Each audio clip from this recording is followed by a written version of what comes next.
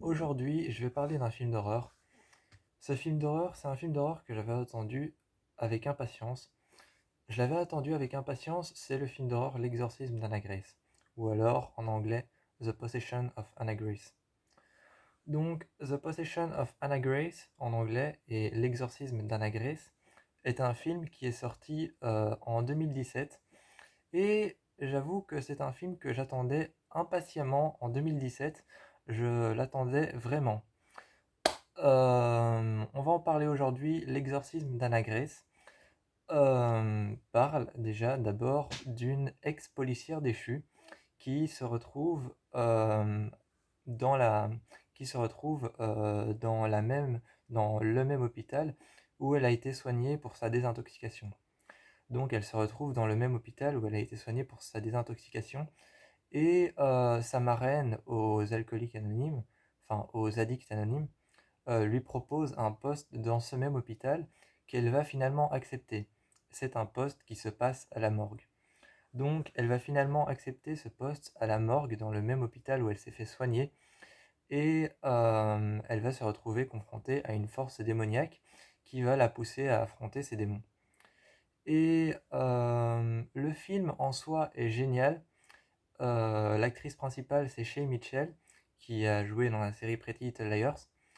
Et j'ai remarqué quelques petites choses qui étaient très intéressantes dans le film, dont je vais en parler aujourd'hui. Déjà, le film a un code couleur très strict. Le code couleur, c'est les lumières blanches et les lumières bleues et les lumières rouges. Donc le code couleur, c'est les lumières blanches qui sont les lumières principales du film, les lumières rouges qui sont les lumières qui sont là en moment et en temps de terreur et d'effroi, et les lumières bleues qui sont plutôt là dans les moments qui aèrent le film, on va dire. Euh, donc, je trouve que le code couleur déjà est très très intéressant parce que à un moment, il y a le personnage de Megan. Le personnage de Megan, c'est le personnage central, donc le personnage de Shay Mitchell, qui arrive dans la morgue et on lui fait visiter la morgue et là toute la morgue est éclairée en blanc parce que ce n'est que le début du film et donc la morgue est encore éclairée avec des lumières blanches avec un code couleur assez simple. Ensuite, on lui montre, elle traverse la morgue avec le patron de la morgue et, il lui fait visiter la morgue et lui dit là-bas c'est les incinérateurs. Et quand il montre le couloir où il dit là-bas c'est les incinérateurs, on voit que tout est éclairé en rouge, ce qui justement montre la couleur du feu. Donc j'ai trouvé ça très sympa, très audacieux quelque part. Et il y a aussi ce code couleur de quand le démon est là, de quand le démon sort de son frigo, parce qu'on appelle ça des frigos. Quand le démon, quand la force démoniaque sort de son frigo, tout est éclairé en bleu pour donner une impression sombre, une impression obscure. Pour donner une impression obscure, une impression sombre, quand le démon est là, tout est éclairé avec des lumières bleues, des lumières un peu bleu foncé, bleu marine ou alors bleu très très foncé, presque noir. Et quand il se passe absolument rien et que le film est aéré par des moments plutôt calmes, tout est éclairé une nouvelle fois en blanc. Je sais pas du tout si ça a été fait exprès non plus dans ce film. Je sais pas si ça a été fait exprès dans ce film, mais les lampes à l'intérieur de la morgue sont des lampes domotiques. La domotique, c'est un fonctionnement de lampe que tu allumes soit en faisant et ça s'allume. Donc soit tu fais et ça allume les lampes, soit tu parles et ça a une reconnaissance de voix et ça allume les lampes. Là, c'est une reconnaissance de mouvement où elle doit faire comme ça et ça allume les lampes. C'est ce qu'on appelle de la domotique, c'est sans interrupteur. C'est juste avec les mouvements, les, les sons ou alors la voix. Et là, c'est une reconnaissance de mouvement et on voit que toutes les lampes sont des lampes domotiques. Mais ce qui m'a interpellé, c'est que toutes les lampes sont en forme de sont en forme de crucifix. Ce qui m'a interpellé, c'est ça, c'est que tout est en forme de crucifix. Toutes les lampes le long de l'entrée de la morgue sont en forme de croix. Je ne sais pas si ça a été fait exprès. Je ne sais pas dans quel hôpital ils ont tourné ça. Je ne sais pas si la morgue est un studio. Mais toutes les lampes sont mises en forme de croix. D'ailleurs, ça se voit sur l'une des affiches. Ça se voit sur l'un des posters du film qui n'est pas celui qui a été choisi pour le DVD que je vais vous montrer. C'est pas celui qui a été choisi pour le DVD avec le cadavre, mais il y a un autre poster. Il y a un autre poster du film qui a été choisi où on voit le reflet des lampes de la morgue sur le visage de Shay Mitchell et ils sont en forme de croix. Et, euh, et donc, je trouvais ça quelque chose de plutôt audacieux et plutôt bien utilisé dans le film de manière correcte. Au début du film, on se retrouve tout de suite face à l'exorcisme d'Anna Grace. Parce que la phrase qui est expliquée dans le film, qui est utilisée dans le film, désolé, excusez-moi. La phrase qui est utilisée dans le film, c'est quand on meurt, on meurt. Un point. Un point, c'est tout. Non, c'est quand on meurt, point final. Et ça, c'est la phrase qui est utilisée et qui est dite par Shay Mitchell. C'est une phrase qui est dite par Shay Mitchell, c'est quand on meurt, point final. Et pendant toute la bande-annonce, cette phrase revient et ça dit quand on meurt, point final. Quand on meurt, point final. Et cette phrase se répète encore et encore. Et il y a une autre phrase qui est dite et qui dit la mort n'est que le commencement. Donc cette phrase, c'est la phrase publicitaire du film.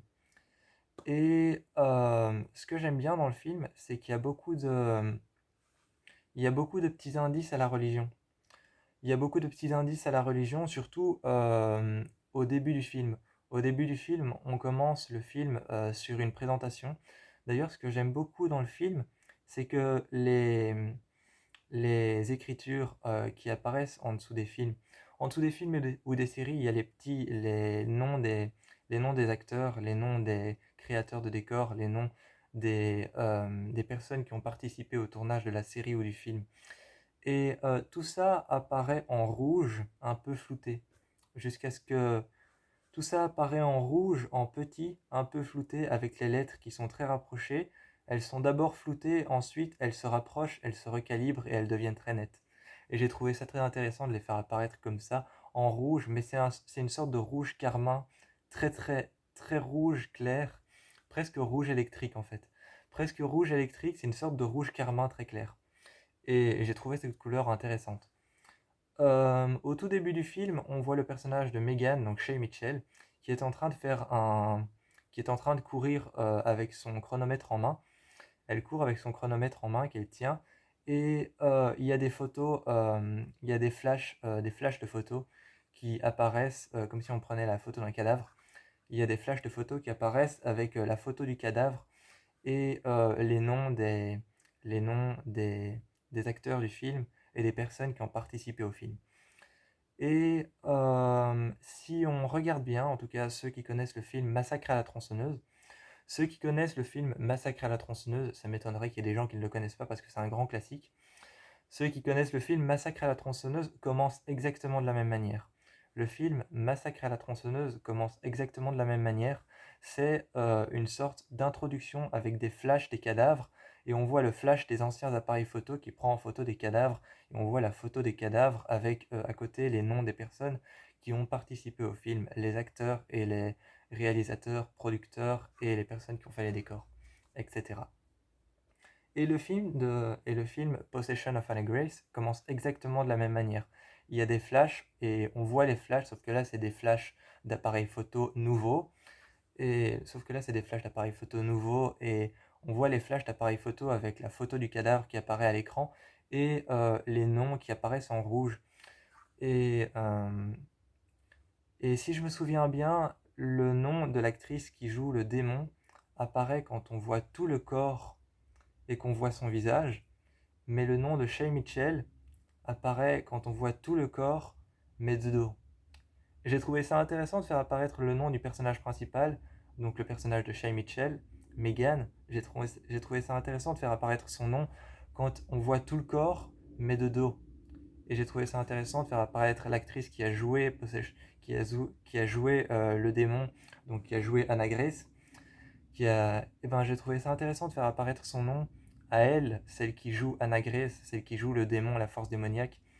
J'ai trouvé ça intéressant de faire apparaître son nom quand on voit tout le cadavre. Et sinon, les autres personnages, je crois que le personnage du flic, qui était l'ex-copain de Megan, on le voit quand il n'y a que les jambes du cadavre. Et le nom de l'actrice qui joue Lisa, la marraine aux Addicts Anonymes avec Megan, eh bien, on le voit quand on voit son nom quand il y a seulement le début de son dos qui apparaît et sa main qui est comme ça. Et donc juste quand il y a sa main qui est comme ça, on voit le personnage de Lisa, enfin le nom de l'actrice qui joue le personnage de Lisa qui apparaît. Et j'ai trouvé ça intéressant de faire apparaître le nom de Shay Mitchell, et, mais de le faire apparaître au moment où on voit tout le cadavre, mais de dos. Et j'ai trouvé ça intéressant de faire apparaître le nom de l'actrice qui joue le démon. Je crois qu'elle s'appelle qu'elle s'appelle Kirby quelque chose, mais je sais plus comment. Je sais qu'elle s'appelle Kirby. Je sais pas si on dit Kirby ou Kirby, mais elle s'appelle comme ça et son nom apparaît quand on voit tout le cadavre mais de face. Et c'est marrant parce que ça joue sur un intervalle de pile ou face avec ces deux personnages qui sont les personnages centraux de l'histoire.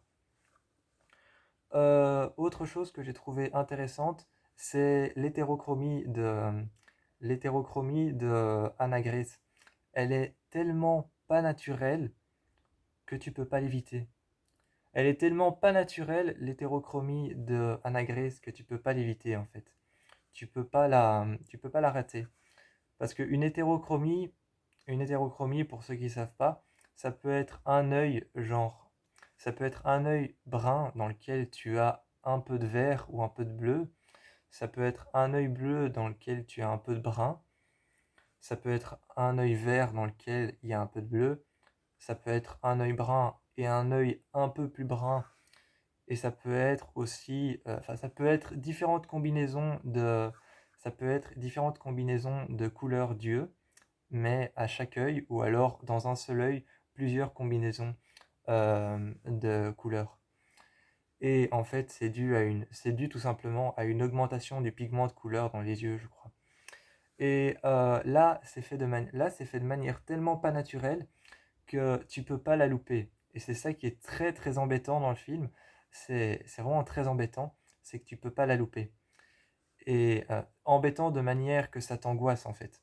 Et le truc, c'est que c'est qu'elle a un œil qui est brun, qui était sa couleur naturelle, parce qu'on le voit. On voit dans le début de l'exorcisme, qui commence d'ailleurs avec plein d'objets celtiques. Le début de l'exorcisme, le début du film commence avec plein d'objets celtiques et plein d'objets bibliques. Et donc le film commence avec plein d'objets bibliques, comme par exemple une grande croix sur laquelle il y a un Christ. Et donc il y a une grande croix sur laquelle il y a un Christ et on est dans une chapelle abandonnée. Il y a un chapelet qui pend à la main de quelqu'un et on voit la croix qui pend très lentement, elle pend et on voit les perles. Et il y a une personne qui tient une sorte de brosse trempée dans de l'eau bénite et qui la jette. On la voit aussi. Et il y a le lit sur lequel Anna Grace est accrochée. Et il y a aussi un crucifix, évidemment, classique pour les films d'exorcisme. Mais tous ces objets sont regroupés dans une chapelle autour du lit et le film commence sur plein d'objets celtiques et bibliques et ça donne tout de suite un bon aperçu. Malgré une seule chose que je reproche au film, c'est que les passages d'exorcisme sont très courts. Et ça, c'est vraiment dommage parce qu'en fait, le film était censé le film était censé parler d'un exorcisme, mais il parle pas vraiment d'un exorcisme. Il montre plutôt qu'un exorcisme a raté. Il montre qu'un exorcisme a raté. Il parle pas vraiment d'un exorcisme. Il montre qu'il y a un exorcisme qui a foiré, qui a raté. Mais de temps en temps dans le film, il y a un passage dans le film où on dit qu'ils avaient fait une deuxième tentative. Et là, il y a un flashback dans le temps du film. Il y a un flashback dans le temps et alors on revoit apparaître une deuxième tentative. Et au tout début du film, on voit une première tentative. Il y a que deux petits passages où on voit apparaître un exorcisme. Sinon, il y a un autre passage où on voit apparaître dans une chambre dans laquelle on met les morts, dans une sorte de morgue. On voit apparaître un passage où ils avaient essayé de faire un exorcisme dans une sorte de chambre dans laquelle on met les morgues, dans une sorte de, je dirais pas une fosse commune, parce que c'est pas une fosse commune, c'est pas une fosse où on met des morts, mais c'était une sorte de chambre dans laquelle il y avait des gens, et ils avaient essayé de faire un exorcisme sur un agresse dans cet endroit, et la dépouille, le corps était parti et avait égorgé plusieurs de ces personnes. Et tu vois la dépouille de très près, tu vois la caméra qui filme la dépouille de très près, et qui est en train de partir et de ramper vers la sortie, et tu vois sa main qui... Ça c'est très dommage, c'est quelque chose qui arrive souvent dans les films d'horreur, c'est quelque chose qui arrive souvent dans les films d'horreur et qui pète complètement le style du film et l'ambiance et la manière dont il est filmé. C'est que parfois, quand on veut faire gicler du sang dans les films d'horreur, quand on veut faire gicler du sang dans les films d'horreur, ou qu'on veut faire apparaître par exemple une main qui se frotte contre une vitre et il y a du sang dessus et on veut montrer la traînée de sang de la main qui fait comme ça sur la vitre. Très souvent, quand on veut montrer ça, ce qu'on fait, c'est qu'on met une vitre et on demande à l'acteur de frotter sa main avec le sang pour pouvoir montrer qu'il y a une vitre et une main qui frotte sa main dessus avec la traînée de sang. Très souvent, ce qu'on fait, c'est qu'on met la caméra derrière et on colle une vitre contre. Là, je sais pas si c'est ça qu'ils ont fait, mais ça se voit qu'elle a tout de suite frotté sa main sur la caméra. Ça se voit qu'elle a mis sa main tout de suite sur la caméra et ça casse un peu l'objectif de la caméra, ce qu'elle voulait filmer. Ça casse un peu le focus de la caméra, ce qu'elle voulait filmer de de manière focale. Ça casse un peu ce qu'elle voulait filmer parce qu'en fait, elle met tout de suite sa main sur la caméra et on n'a pas joué avec le fait de mettre l'objectif de la caméra et de mettre une vitre dessus et de jouer avec la trace avec la main couverte de sang. Et ça, c'est dommage, c'est quelque chose que je reproche au film. Mis à part ça, je trouve que les plans étaient géniaux. D'ailleurs, je pense que Shay Mitchell s'est occupée de certains plans dans le film, parce que Shay Mitchell est une actrice, productrice, mannequin, et je crois réalisatrice. Je ne suis pas sûr. Je crois qu'elle est productrice, mannequin et actrice, mais je suis pas sûr pour réalisatrice, mais vous pouvez aller voir. Mais je crois qu'elle s'est occupée de plusieurs films je crois qu'elle s'est occupée de plusieurs plans dans le film, en général, parce qu'au début de la bande-annonce, elle se présente, elle dit Hey, I'm Chai Mitchell, et elle dit que c'est son nouveau film. Elle dit Hey, I'm Chai Mitchell, I'm my new, donc mon nouveau film quoi, I'm my new movie. Donc voilà ce qu'elle dit. Donc, excusez-moi pour mon anglais pitoyable, mais en fait, Chai Mitchell se présente au début, et au début du film, de la bande-annonce, elle se présente, elle dit Hey, my Chai Mitchell, I'm my new horror movie. Donc elle se présente, elle dit bonjour, je suis Shay Mitchell et je vous présente mon nouveau film d'horreur. Et donc je pense qu'à cause de ça, ce petit indice dans la bande-annonce, on sait qu'elle a fait quelques plans dans le film, je crois. Je crois qu'elle s'est occupée de quelques plans. Et, aussi quelque chose que je voulais dire, c'est il y a un passage tout à la fin du film. Tout à la fin du film, il y a un passage où elle doit brûler le corps. Et quand elle brûle le corps, parce que c'est la seule manière d'arrêter cette chose, quand elle brûle le corps, c'est la seule manière d'arrêter cette chose, ils disent dans le film. Et un moment, elle brûle le corps et elle va à l'incinérateur et elle met le corps à l'intérieur. Et t'as le corps qui réouvre de l'intérieur de l'incinérateur. Il réouvre l'incinérateur et sort juste ses bras et attrape le visage de Shay Mitchell. Elle attrape le visage de Megan et la tire un peu vers les flammes. Enfin, la tire complètement vers les flammes, la tire vers elle et l'attrape vers les flammes. Et essaye de la tirer à l'intérieur avec elle dans l'incinérateur. Donc elle essaye de tirer Megan avec elle dans l'incinérateur. Et Megan essaye de résister. Et je sais pas comment ils ont fait, mais à ce moment-là, je sais pas comment ils ont fait, mais ils ont réussi à filmer de l'intérieur de l'incinérateur. Ils ont réussi à filmer derrière les flammes de l'intérieur de l'incinérateur. Quand le corps a brûlé et que Megan est sain et sauf, quand elle est sain et sauf et qu'elle est sortie et que le corps a brûlé, elle est par terre contre, avec une jambe qui est comme ça et l'autre qui est par terre allongée. Tu vois que la caméra est derrière les flammes dans l'incinérateur. Je sais pas comment ils ont fait. Je sais pas comment ils ont fait, mais ils ont réussi à filmer de l'intérieur de l'incinérateur derrière les flammes. C'est quelque chose qui est impossible parce que si on met une caméra à l'intérieur des flammes, elle explose. Et mais ils ont réussi à filmer derrière les flammes et à faire un plan de l'intérieur de l'incinérateur en filmant l'extérieur, en filmant l'intérieur de la morgue. Ils ont réussi à faire un plan de l'intérieur de l'incinérateur derrière les flammes, en filmant tout l'intérieur de la morgue depuis l'intérieur de l'incinérateur. Donc c'est un plan que je trouvais très intéressant et il y a aussi une petite réaction, une toute petite réaction microscopique vraiment de la part de Shay Mitchell que j'ai trouvé super bien foutue. C'est que un moment elle est contre l'incinérateur se referme et le corps a brûlé et à cet instant-là elle vient de brûler le corps et ah non, c'est pas là, je me trompe, excusez-moi. Excusez-moi, je me trompe. C'est en fait un moment, elle se fait attaquer dans le couloir. Elle se fait attaquer dans le couloir de la morgue dans le couloir qui donne sur l'incinérateur. Dans le couloir qui va vers l'incinérateur. Elle se fait attaquer dans le couloir et il y a une personne qui était rentrée, la personne qui l'a attaquée, qui rentre à l'intérieur de la morgue et qui lui crie parce qu'il se fait intercepter par la police.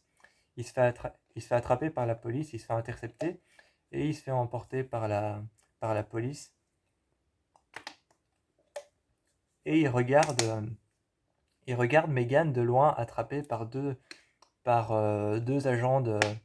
C'est un agent de police et deux agents de sécurité de la morgue.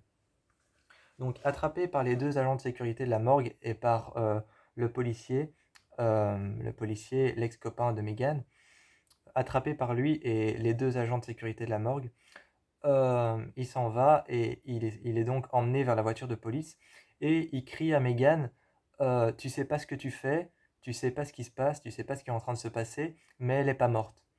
Et à ce moment-là, quand il lui crie, tu sais pas ce qui se passe, tu sais pas ce que t'as fait, elle est pas morte, tu vois Shay Mitchell qui se recule et qui se met tout contre l'incinérateur, et l'incinérateur est encore fermé.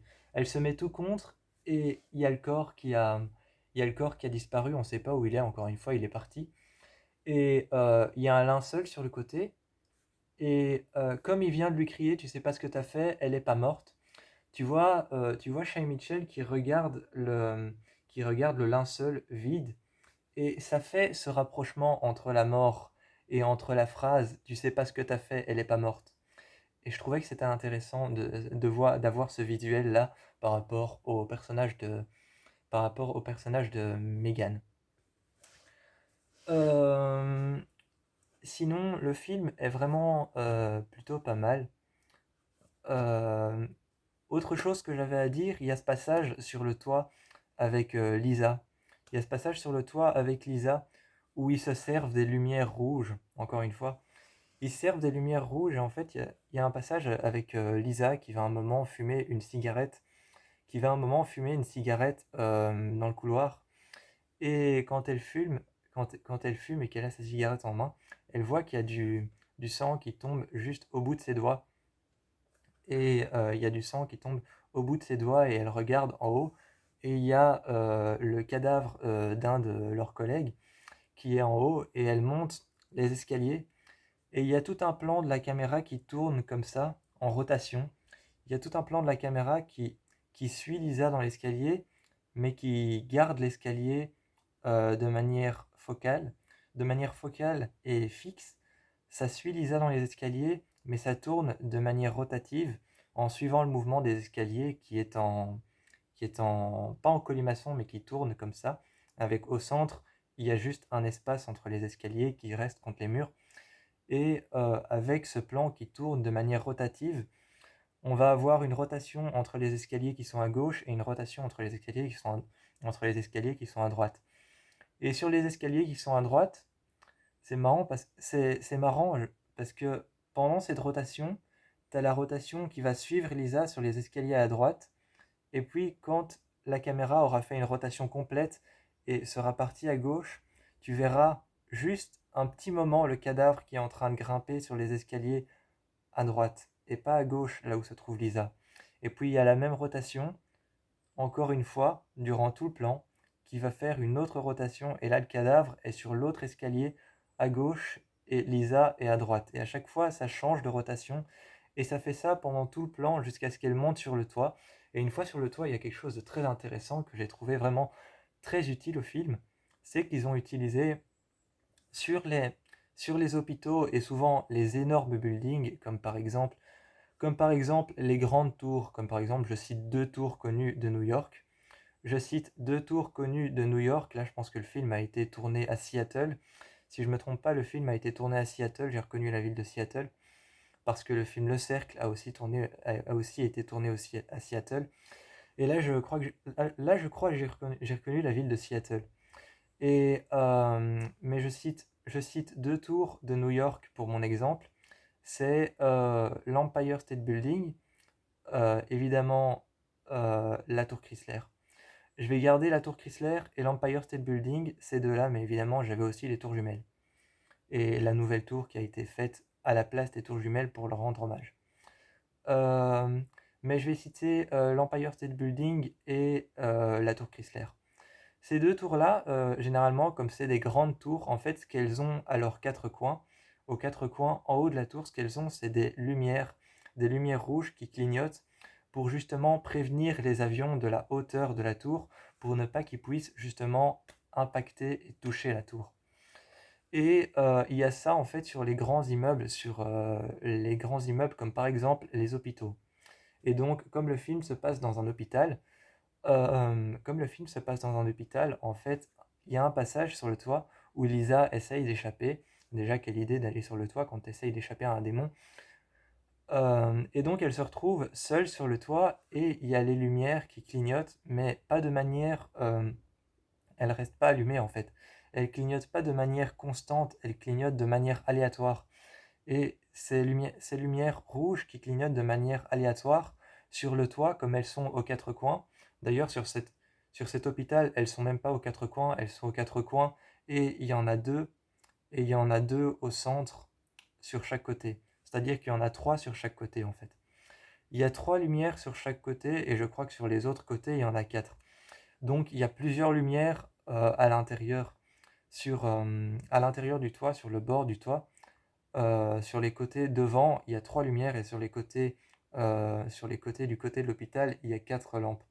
Donc ça éclaire vraiment tout le toit en rouge et il y a cette scène qui a été faite sur le toit où tout le toit est éclairé en rouge mais éclairé de manière aléatoire, pas de manière constante et les lumières clignotent en rouge.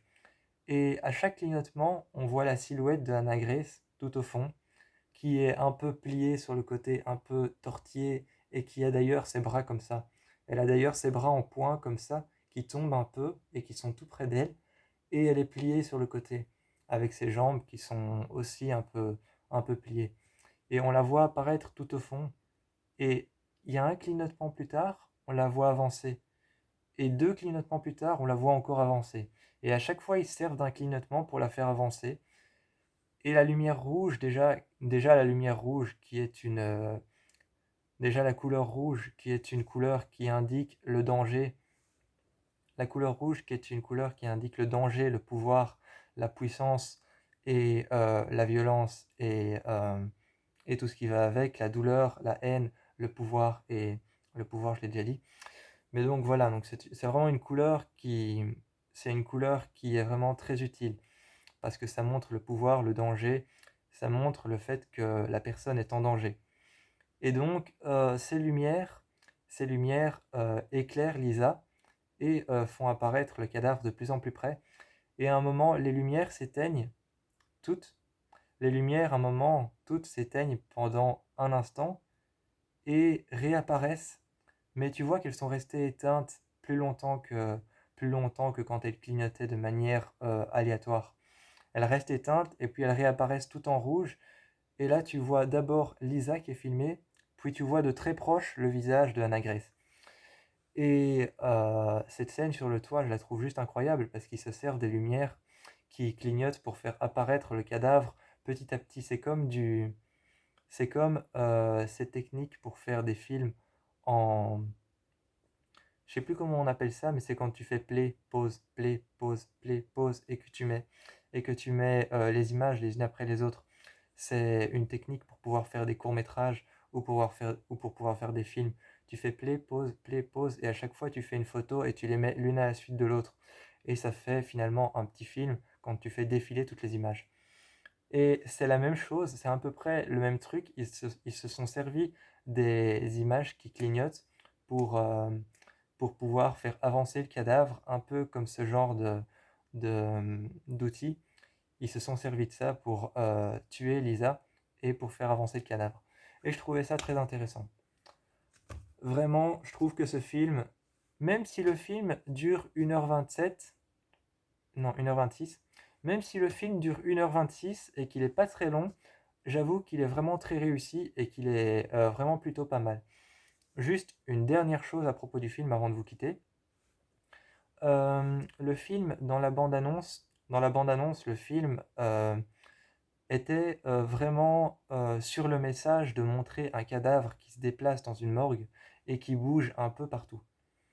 Le film était vraiment dans la bande-annonce pour montrer ce message, vraiment pour montrer un cadavre qui se déplace dans une morgue et qui sort de son frigo et qui se déplace et qui essaye de trouver le gardien de la morgue pour pouvoir faire quelque chose, pour pouvoir le tuer. Donc vraiment le déplacement d'un cadavre dans une morgue.